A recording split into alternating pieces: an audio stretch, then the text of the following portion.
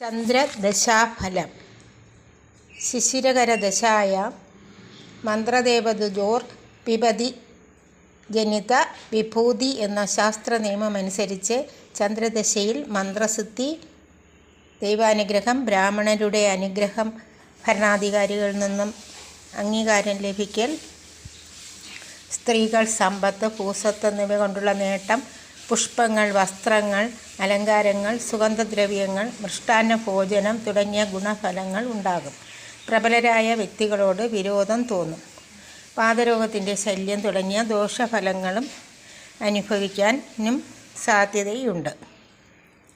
ഇത് പൊതുഫലമാകുന്നു. എന്നിരുന്നാലും ചന്ദ്രദശയിലെ അപഹാരം, ഛിദ്രം, ജാതക ഗ്രഹനില പ്രകാരമുള്ള ചന്ദ്രൻ്റെ സ്ഥിതി,